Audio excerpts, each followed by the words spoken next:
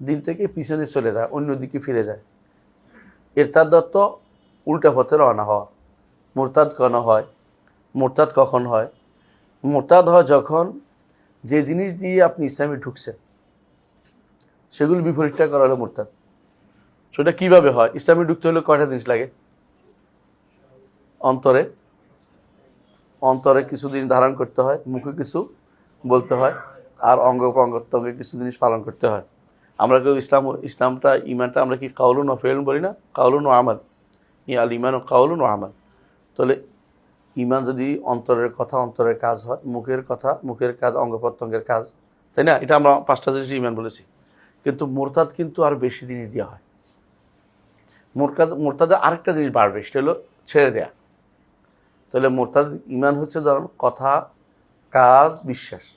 ইমান হচ্ছে কথা, কাজ, বিশ্বাস। মুরতাদ কখন হয়? কথা, কাজ, বিশ্বাস এবং ছেড়ে দেয়া, মানে কিছুই না করা। কিছু না করলেও আপনি ইমান থেকে হারাবেন, বুঝছেন তো? তাহলে আপনি অন্তরে কিছু ধারণ করলেন, মুখে কিছু বললেন। অন্তরে কি ধারণ করেন?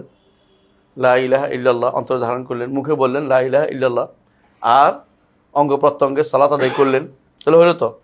কিন্তু এই 3টা যদি আপনি বাদ দেন, অন্তরের বিশ্বাসটা বাদ দিয়েছেন, ছেড়ে দিয়েছেন, মানলেন না, মুখে বললে ছেড়ে দিলেন, অঙ্গ প্রত্যঙ্গ সালাত ছেড়ে দিলেন, তাই না? এই 3টা করে যেমন মোরতাদ হয়ে যায়, ঠিক আরেকটা জিনিস আছে, সেটা কি?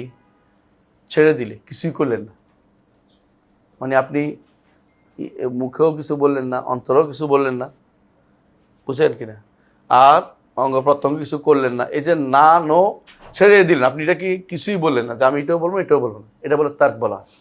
এটার একটা অংশ হচ্ছে এরাদ, আল্লাহর দিন থেকে মুখ ফিরিয়ে থাকা। আল্লাহর দিন থেকে মুখ ফিরিয়ে থাকা, যে আমি পড়বো না। হ্যাঁ, আপনারা বলছেন না 10টা ইমান নষ্ট হয় 10টা কারণে, এর মধ্যে একটা কি? দিন শিখবো না, শিখাবো না, শিখতেও দিব না, মুখ ছেড়ে দিচ্ছেন আপনি, এটা এদিকে তাকাবোই না, মুখ ফিরিয়ে তাকাবো না। এর দলিল আপনাদের মনে আছে, যখন রাসূলুল্লাহ সাল্লাল্লাহু আলাইহি ওয়াসাল্লাম তিনি কোথায় গিয়েছিলেন? ওই তায়েফে গিয়েছিলেন।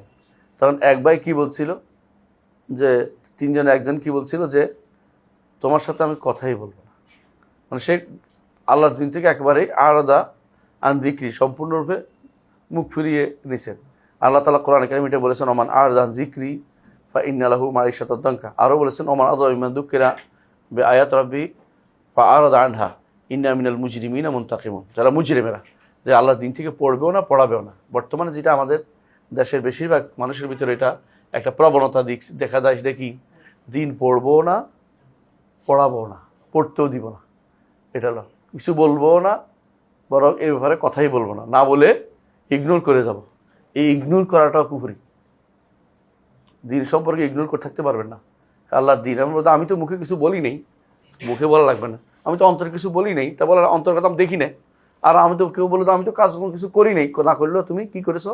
নো করেছো, মানে কাজটা তুমি করতেই চাচ্ছ না, আল্লাহর দিনের দিকে তুমি এগিয়ে আসতেছো না। এটা কিন্তু তোমার কুফরি, কাফের হওয়ার একটা কারণ, কাফের একটা কারণ। তো এটাই আল্লাহ কোরআনে কারিমে উল্লেখ করেছেন, এরাদ বলে এটাকে, এরাদ, কুফরুল এরাদ, কুফরুল এরাদ। আর এই যে অন্তরের বিশ্বাসের ব্যাপারে এখানে একটা জিনিস আছে, অতিরিক্ত উল্লেখ করতেই হয়, সেটা হচ্ছে, একটা হচ্ছে বিশ্বাস করি না, আর একটা হলো বিশ্বাসের করি না নয়, বিশ্বাসটার মধ্যে সন্দেহ আসছে, এটা বলে কুফরুশ শাক।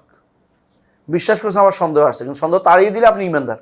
সন্দেহটা বসায় রাখছেন আর মানুষের কাছে প্রচার করতেছেন, এরকম হইলে আপনি কাফের হয়ে যাবেন। তাড়িয়ে দিতে পারলে ইমানদার হবেন, কোনো সমস্যা নেই। কিন্তু আপনি তাড়িয়ে না দিয়ে এটাকে জায়গা করে নিচ্ছেন অন্তরের ভিতরে, এবং এটা কি মনের মধ্যে খুব মজা লাগতেছে, আমি একটা কিছু আবিষ্কার করলাম, হ্যাঁ, নতুন কিছু, এই জন্য সেটা কি হয়ে যাবে, আপনি কুফরুশ শাক বলেন, এটা অন্তরের বিষয়।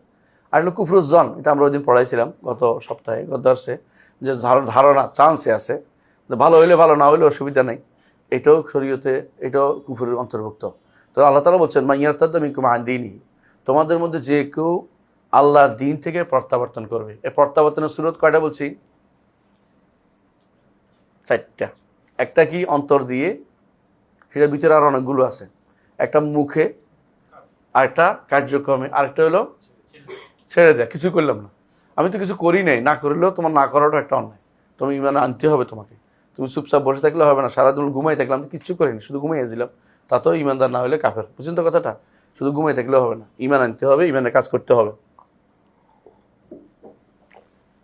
তো মাইয়ার তাদামিকুম আন দিনই, তোমাদের মধ্যে যে কেউ দিন থেকে ফিরে যাবে, দিন অস্বীকার করবে, যেভাবে হোক না কেন, এ 4 পদ্ধতি যে কোনো একটা করবে, সে ব্যক্তি কি হবে? কাফের হয়ে যাবে। অথবা 5 পদ্ধতি সন্দেহ করে ধরলে 5 পদ্ধতি কিন্তু সন্দেহ অন্তরের বিষয়, দেখার বিষয় না। যদি সন্দেহ থাকে ধরে ফেলা হয় তাহলে কাফের হয়ে যাবে। আচ্ছা, তাহলে কি হবে? আল্লাহ